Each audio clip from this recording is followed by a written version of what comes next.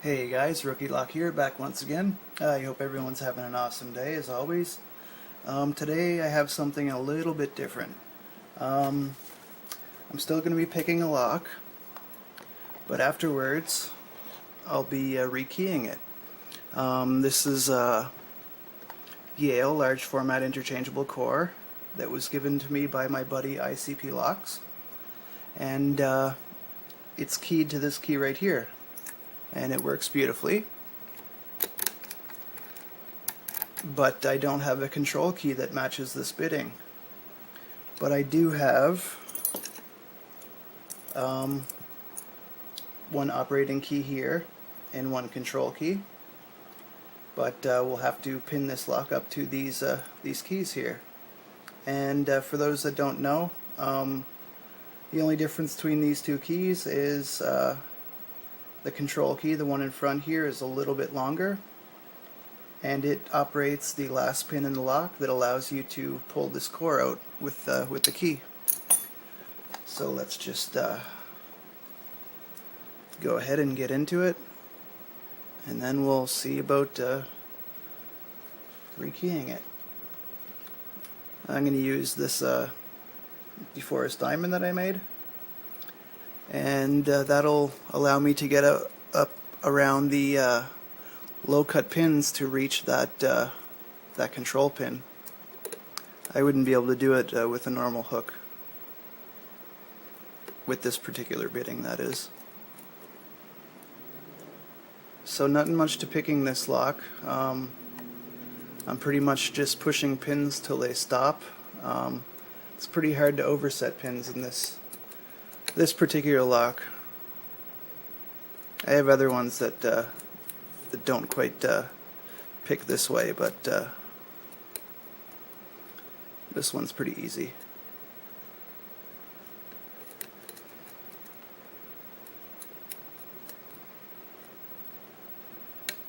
And there we go. And there we go. So pick to operating and then to control. Now we have the core here.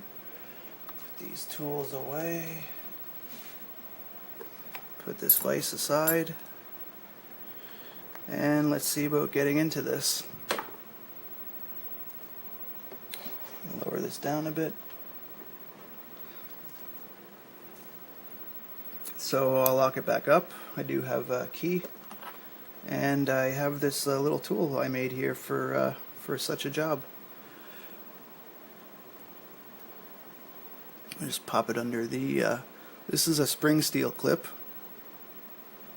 and it's almost a full circle, so it can be difficult to get off. Really have to pry it up over the edge here without poking yourself, which I have done before, but hopefully not today.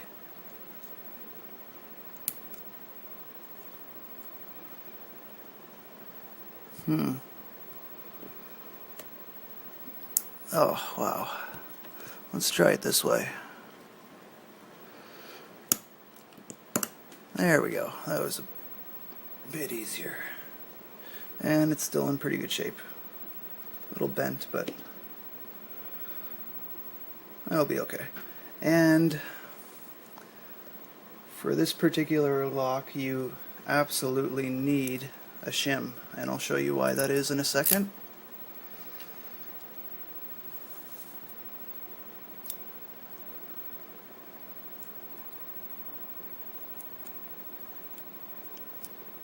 Beautiful. Try to keep that in position as we turn, and it should just come out.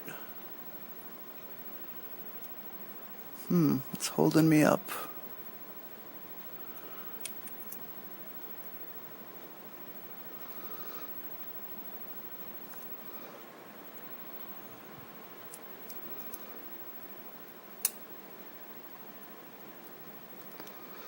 Not quite sure what's holding us up. Hang on here.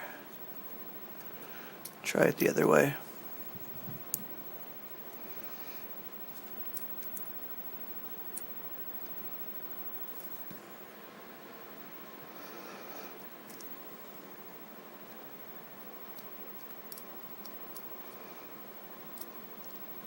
I don't know.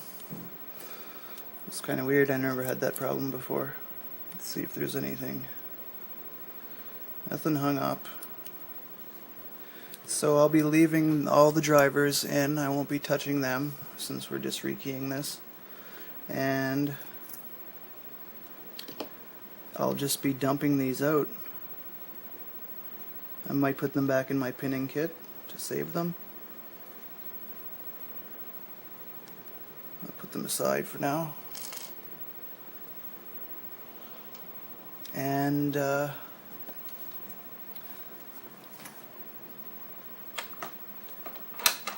I'll show you my pinning kit here. And I believe our new key is going to have the code on it, which it does. I believe that's the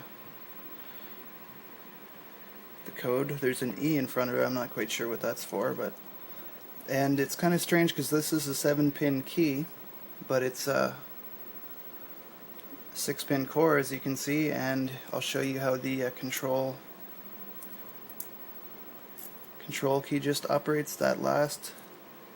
And it's a self-contained pin, and I believe there's even a spring in there, and that will engage in this control lug, and when you turn the core it will pull this lug in, allowing this to be slid out of the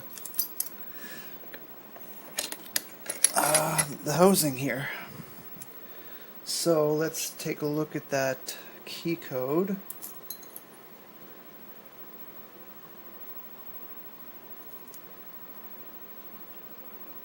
I'll have to look around the camera.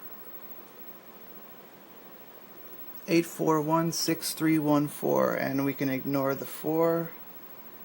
841631. And if we look over here, I'm gonna have to loosen this up. Look over here on our pinning kit. I'll take this camera right off of here. Try to be smooth. We have Yale here, and we can see the bitting number. I said we start with what, 8? I'll double check to make sure. Yeah. So we'll need 333.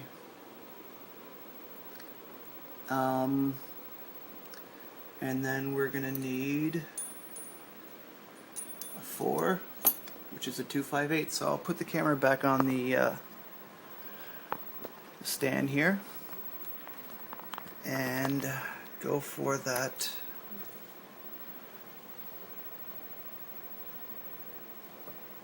I think I said 333. We'll put that in there. And sometimes they're not exactly right, whether it's key being worn or, but in that case we are. And let's see, 4. I'll do a couple. 1, 201.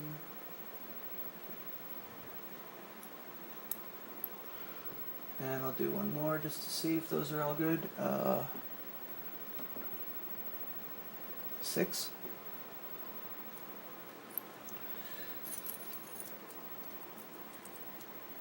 Those all look good, so I'm pretty sure the next 2 will be fine.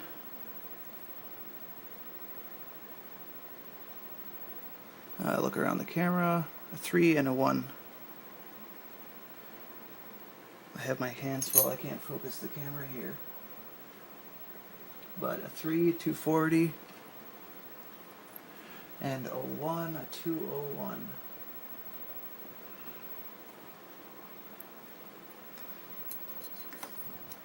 I had some of these put aside, and I was pretty sure that they would fit, so there we go. That's all flush to the shear line, and now is actually the hard part on this particular lock, because we need to shim it, and doesn't sound like a big deal, and it's not on most locks, but getting the shim in there is easy, but we have to bridge this gap here. I don't even know why they put that. Actually, that lines up with this little screw, which I guess might be like a countermeasure against it being, in case that spring clip gives away. Yeah, this particular one doesn't go all the way down into the groove, but I'm guessing they would if they were new or, yeah, in better shape. So we'll have to bridge this gap with the shim, but the shim is pretty short, so sometimes it will get stuck in the lock. So I think you can see how this can be kind of difficult, because it has to stay bridged to that gap, and see there we're sliding and the shim isn't moving. So oh, we were lucky there, we have enough to grab at the back end. So, but I've done it a few times where that is not the case, and you have to just keep doing it until it comes out. Not that big of a deal, but so we'll make sure this works. Operating key. Don't want to just pull that out because the core will come right out with it. Control key works. So now I can close out my pinning kit, and I'll might as well keep the camera rolling while I put this clip back on, if it's not a battle. Usually I can just brute force it on like that, and there we go. We're pretty well done. We just take our control key and we have a working lock with both keys, which is awesome. That works beautifully. That works beautifully.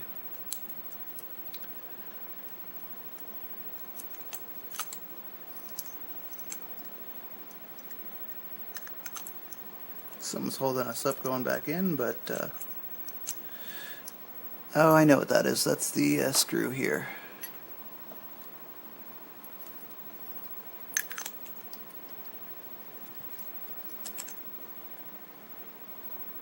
He says. I'll just use a pick for now.